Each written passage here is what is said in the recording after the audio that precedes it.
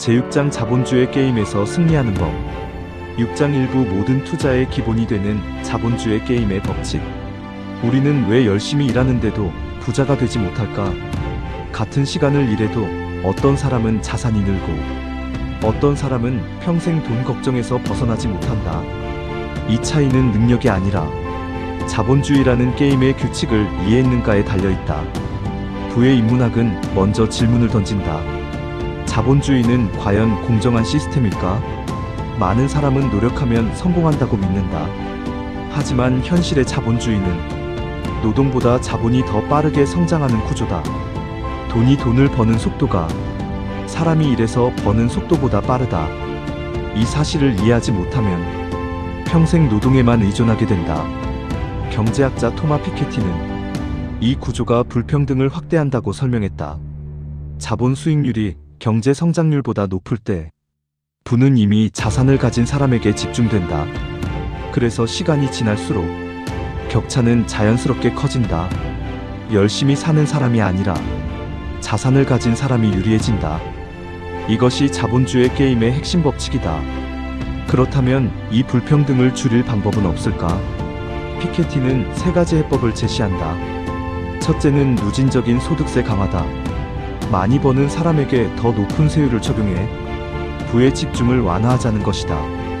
둘째는 상속세 강화다. 부가 세대를 넘어 그대로 이전되는 것을 막아 출발선의 격차를 줄이려는 시도다. 셋째는 글로벌 자본세다. 국가 간 자본 이동을 통제해 초대형 자산가의 영향력을 줄이자는 주장이다. 이론적으로는 매우 강력한 해결책처럼 보인다. 하지만 현실은 다르다. 국가마다 이해관계가 다르고 자본은 언제든 이동할 수 있다. 세금이 높아지면 자본은 더 유리한 곳으로 이동한다. 결국 이상적인 정책은 현실 정치와 충돌하게 된다. 그래서 책은 보다 현실적인 대안을 말한다. 첫 번째 현실적 제안은 개인이 자본가의 위치로 이동하는 것이다. 시스템을 바꾸기 기다리기보다 게임 안에서 전략을 바꾸라는 의미다. 노동소득만으로는 자본주의에서 뒤처질 가능성이 높다.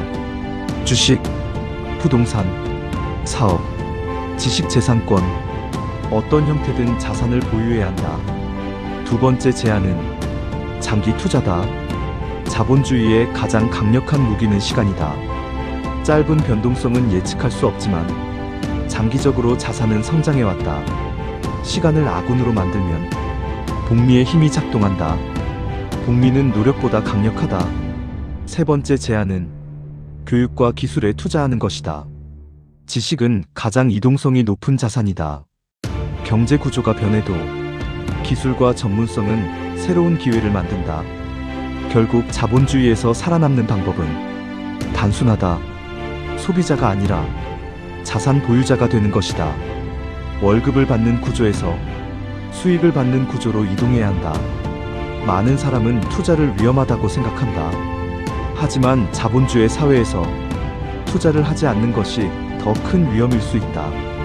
인플레이션은 가만히 있는 돈의 가치를 줄인다.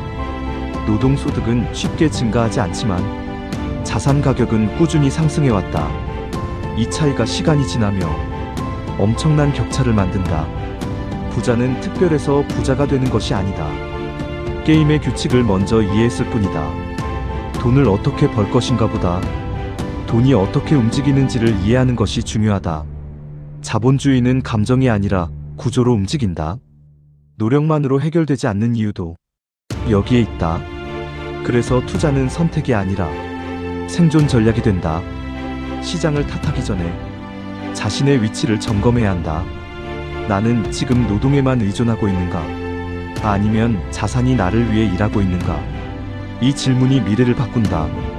부의 인문학은 결국 자본주의를 비판하면서도 그 안에서 살아남는 방법을 알려준다. 시스템을 이해한 사람은 준비하고 이해하지 못한 사람은 불평한다. 같은 시대를 살아도 결과가 다른 이유다.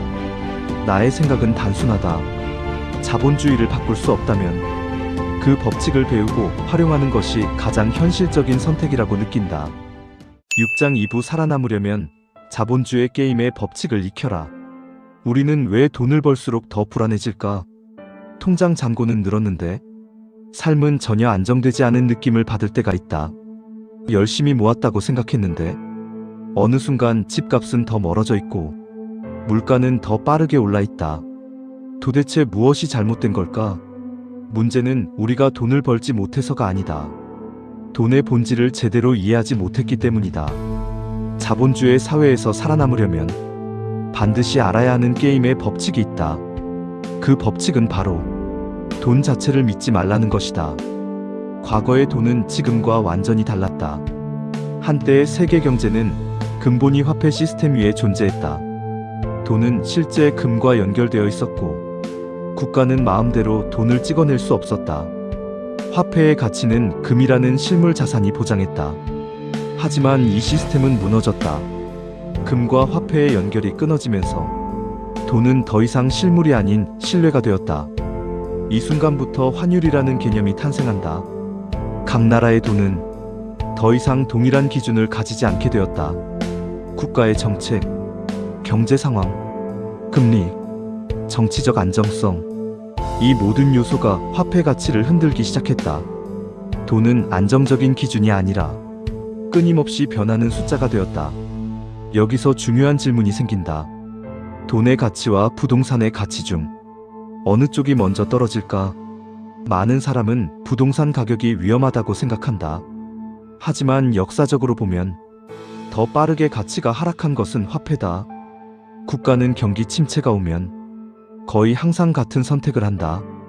돈을 더 많이 공급한다. 금리를 낮추고 유동성을 확대하고 시중에 돈을 풀어 경제를 살리려 한다. 이 과정에서 화폐 가치는 서서히 희석된다.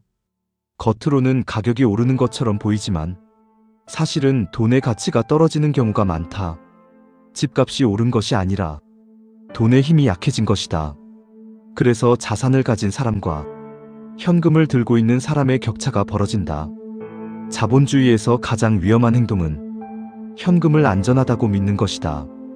또 하나의 흥미로운 사실이 있다. 빚이 많아질수록 오히려 돈이 더 많아지는 구조가 존재한다. 이 말은 이상하게 들린다. 우리는 빚을 위험이라고 배워왔다. 하지만 자본주의 시스템 안에서 빚은 성장의 연료가 된다. 은행은 대출을 통해 새로운 돈을 만들어낸다. 대출이 늘어날수록 시장에 존재하는 돈의 총량도 증가한다. 기업은 빚으로 투자하고 국가는 빚으로 경제를 확장한다. 심지어 개인도 적절한 부채를 통해 자산을 확보한다. 물론 무분별한 빚은 위험하다. 하지만 생산적인 자산을 위한 부채는 시간이 지나며 가치가 희석된다. 인플레이션 환경에서는 빚의 실질 부담이 줄어들기 때문이다. 그래서 부자는 좋은 빚을 활용하고 가난한 사람은 빚을 두려워한다. 여기서 책은 중요한 메시지를 던진다.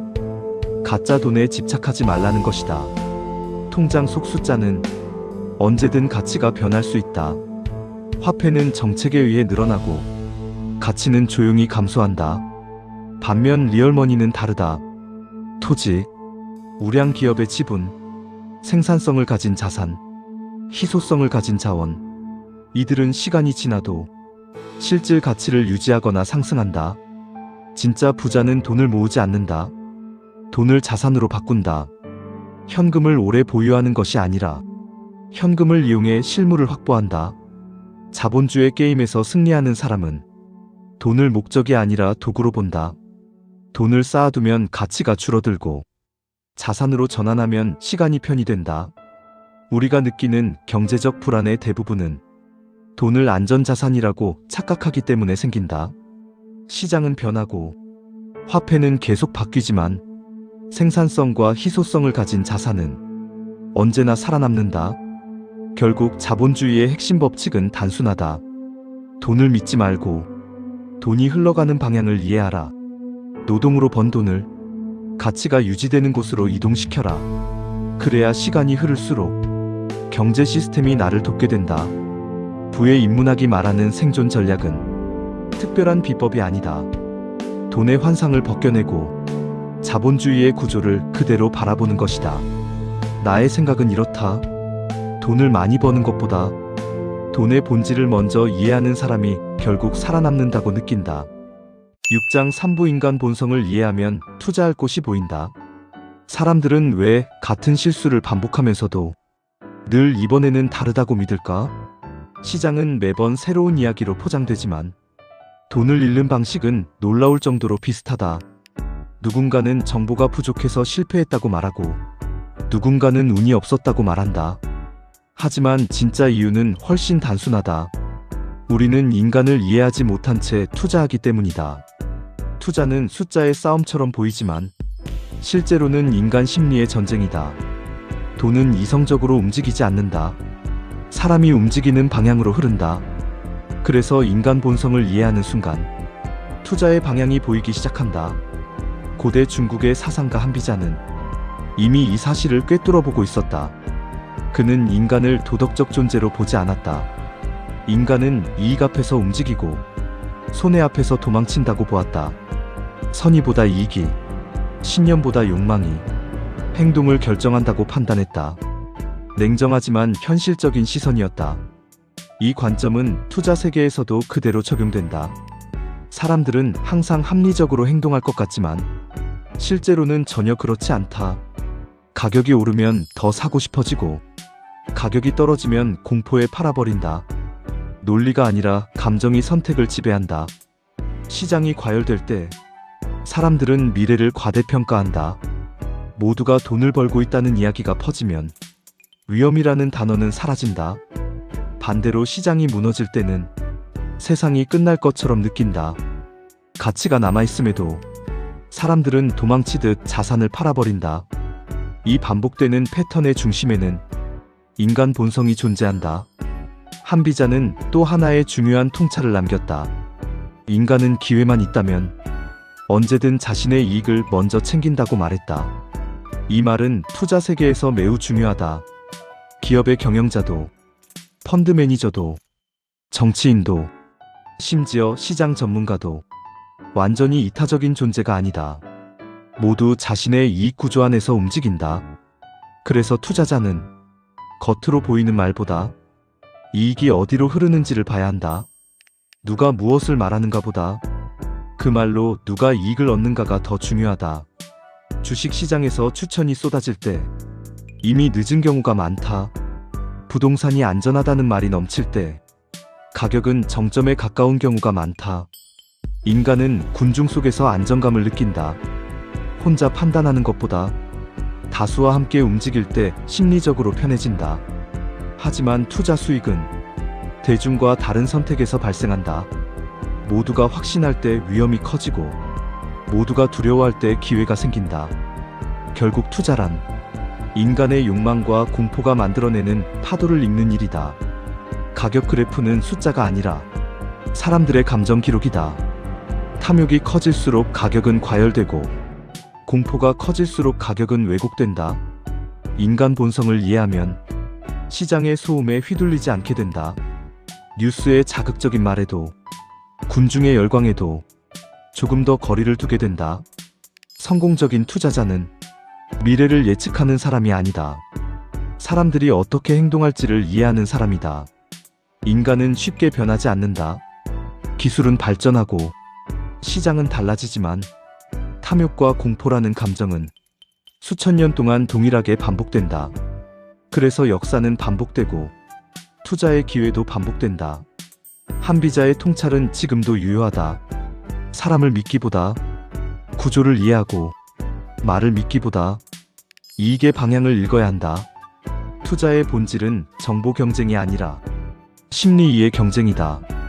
인간 본성을 이해하는 순간 왜 거품이 생기는지 보이고 왜 폭락이 오는지도 이해된다. 그리고 그때부터 투자는 도박이 아니라 전략이 된다. 시장은 언제나 인간이 만든다. 그래서 인간을 이해하는 것이 가장 강력한 투자 도구가 된다. 나의 생각은 이렇다. 좋은 종목을 찾기 전에 사람의 마음부터 이해하는 것이 진짜 투자 공부라고 느낀다. 6장 사부 교육비에 투자할까? 부동산에 투자해서 유산으로 물려줄까? 사람들은 자녀에게 무엇을 남겨줘야 할까? 돈일까? 집일까? 아니면 교육일까? 많은 부모가 평생 고민하는 질문이다. 당신이 평생 모은 자산을 단 하나만 선택해 물려줄 수 있다면 무엇을 선택하겠는가? 좋은 대학으로 가는 기회인가? 아니면 평생 거주할 수 있는 부동산인가? 이 질문 속에는 투자의 본질이 숨어 있다. 부의 인문학은 교육과 부동산이라는 선택을 단순한 재테크 문제가 아니라 자본주의 구조 속 선택으로 바라본다. 과거에는 땅이 곧 부였다. 산업화 이전 사회에서는 토지를 가진 사람이 권력을 가졌다. 하지만 시대가 변하면서 부의 형태도 바뀌기 시작했다. 지식과 기술이 부를 만들어내는 시대가 온 것이다.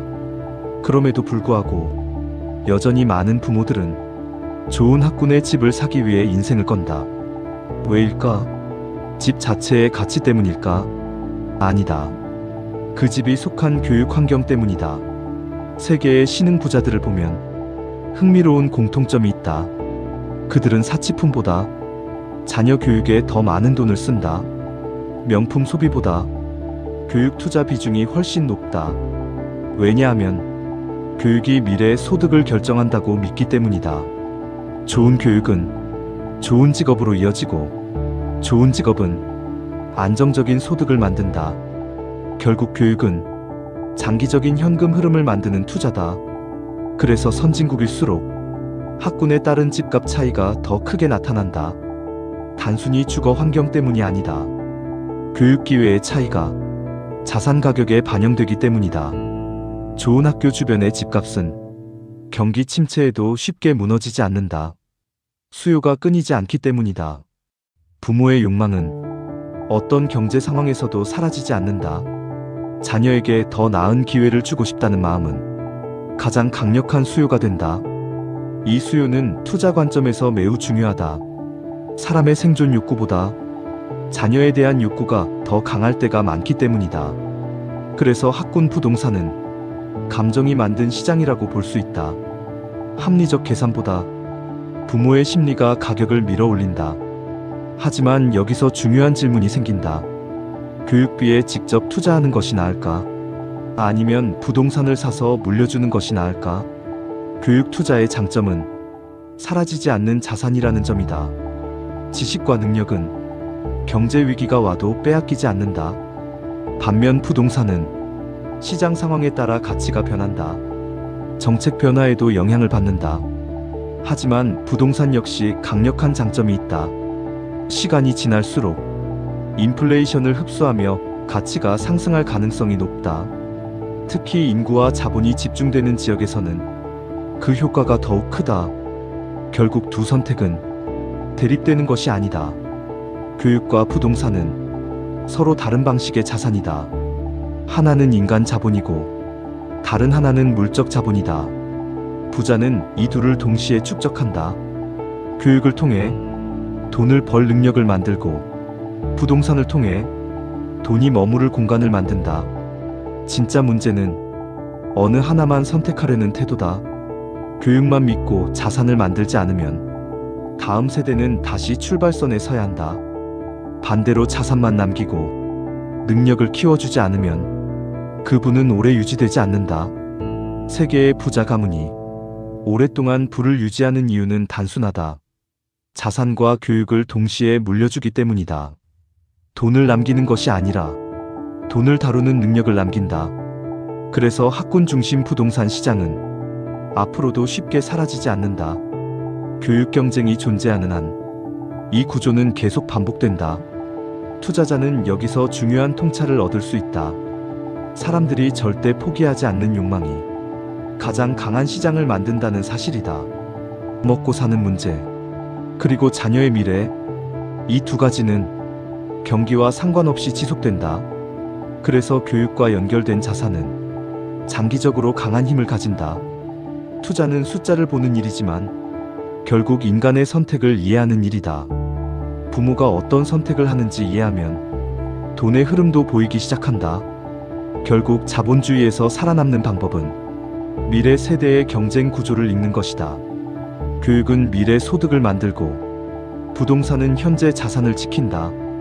이 둘의 균형이 부의 지속성을 만든다. 나의 생각은 이렇다. 자녀에게 집 한 채보다 스스로 자산을 만들어낼 힘을 남겨주는 것이 가장 큰 투자라고 느낀다. 6장 5부 미중 전쟁은 한국 시장에 어떤 영향을 미치는가?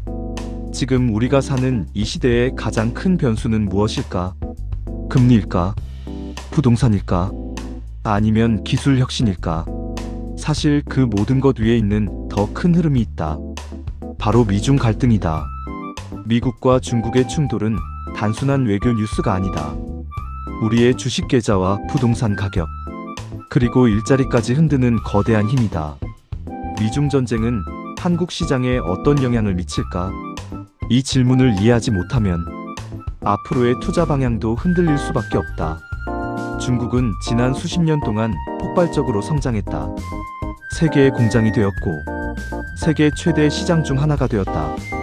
그 배경에는 미국이 있었다. 미국은 값싼 노동력과 거대한 소비 시장을 활용하기 위해 중국을 세계 경제 체제로 끌어들였다. 그 결과 중국은 빠르게 부를 축적했다. 기술도 축적했다. 군사력도 키웠다. 이제 중국은 미국의 패권에 도전하는 수준까지 성장했다. 미국 입장에서 중국은 협력 대상이 아니라 경쟁자가 되었다. 왜 미국은 중국이 이렇게 크도록 내버려 두었을까? 냉전 이후 미국은 세계화가 민주주의를 확산시킬 것이라 믿었다. 경제가 발전하면 정치도 미국식 질서에 가까워질 것이라 기대했다. 하지만 현실은 달랐다. 중국은 경제는 개방했지만 정치 체제는 유지했다. 그리고 기술 자립을 선언했다. 반도체, 인공지능, 통신, 배터리, 핵심 산업에서 미국과 정면으로 경쟁하기 시작했다. 미국은 위기의식을 느꼈다. 그래서 전략이 바뀌었다. 관세를 올렸다. 기술 수출을 제한했다. 동맹국에 중국과의 기술 협력을 줄이라고 압박했다. 특히 반도체 분야는 핵심 전장이다. 첨단 장비와 설계 기술을 틀어주고 중국의 발전 속도를 늦추려 한다. 중국도 가만히 있지 않는다. 자국 기업을 지원한다. 내수 시장을 키운다. 히토리와 같은 전략 자원을 무기화한다. 미국의 요구와 중국의 방어가 정면으로 부딪히고 있다. 이 갈등은 단기간에 끝나기 어렵다. 왜냐하면 이것은 단순한 무역 분쟁이 아니라 패권 경쟁이기 때문이다. 패권은 나눌 수 없다. 결국 한쪽이 우위를 점할 때까지 긴장이 이어질 가능성이 높다. 그렇다면 미국의 중국 봉쇄 전략은 어떻게 끝날 것인가? 완전한 단절은 쉽지 않다. 두 나라는 서로 깊이 연결되어 있다. 공급망, 자본시장, 소비시장, 모든 것이 얽혀 있다. 그래서 현실적인 시나리오는 부분적 분리다. 핵심 기술과 안보 분야는 분리하고 일반 소비재와 일부 산업은 유지하는 방식이다. 이 과정에서 가장 중요한 것은 동맹국의 선택이다. 그리고 한국은 그 한가운데에 있다. 한국은 수출 중심 국가다. 중국은 최대 교역국 중 하나다. 미국은 안보 동맹국이다. 어느 한쪽을 완전히 포기하기 어렵다. 그렇다면 한국은 어느 쪽에 줄을 서야 유리할까? 감정이 아니라 구조로 봐야 한다. 기술 표준과 금융 질서를 누가 주도하는지 보라. 달러는 여전히 세계 기축 통화다. 첨단 기술의 핵심 설계와 장비는 미국에 집중되어 있다. 장기적으로 보면 글로벌 금융과 기술의 중심은 아직 미국이다. 하지만 단기적으로는 중국 시장을 무시할 수 없다. 그래서 현실적인 전략은 한쪽에 올인하는 것이 아니라 핵심 기술과 금융은 미국 측에 두고 시장과 생산은 다변화하는 것이다. 투자자에게 중요한 교훈은 분명하다. 정치 뉴스로만 보지 말고 공급망의 재편을 보라. 어떤 산업이 미국 중심으로 재편되는지, 어떤 기업이 중국 의존도를 줄이는지 살펴라. 위기는 동시에 기회다. 탈중국 움직임 속에서 동남아와 인도 같은 시장이 떠오른다. 미국 내 생산 확대 정책은 현지 설비 투자 기업에 기회를 준다. 한국 기업 중에서도 미국에 공장을 짓는 기업, 첨단 장비를 공급하는 기업, 기술 독립을 지원하는 기업이 수혜를 받을 수 있다. 결국 패권 경쟁은 돈의 흐름을 바꾼다. 그리고 돈의 흐름이 바뀌는 곳에서 새로운 부가 만들어진다. 투자는 예측이 아니라 구조를 읽는 일이다. 미중 갈등은 사라질 이벤트가 아니라 앞으로 수십 년간 이어질 흐름일 가능성이 크다. 그 흐름 위에서 어떤 자산이 보호받고 어떤 산업이 성장하는지 보는 눈이 필요하다. 나의 생각은 단순하다. 감정에 휘둘리지 말고 힘의 방향을 읽는 투자자가 살아남는다고 믿는다. 6장 6부 투자에 성공하려면 원시적 본능을 극복하라. 당신이 투자에서 계속 실패하는 이유는 정보가 부족해서가 아니다. 사실은 인간의 본능 때문이다. 우리는 돈 앞에서 갑자기 이성을 잃는다. 오를 때는 더 사고 싶어지고 내릴 때는 도망치고 싶어진다. 하지만 놀랍게도 부자가 되는 사람들은 정반대로 행동한다. 시장에는 언제나 공포와 탐욕이 반복된다. 그리고 대부분의 사람들은 본능에 따라 움직인다. 군중이 환호하면 따라 들어가고 군중이 절망하면 가장 먼저 도망친다. 문제는 인간의 뇌가 생존에 맞춰 진화했다는 점이다. 위험을 피하고 손실을 두려워하도록 설계되어 있다. 원시 시대에는 이것이 생존 전략이었다. 하지만 자본주의 시장에서는 오히려 실패의 원인이 된다. 주가가 급락하면 뇌는 위협을 느낀다.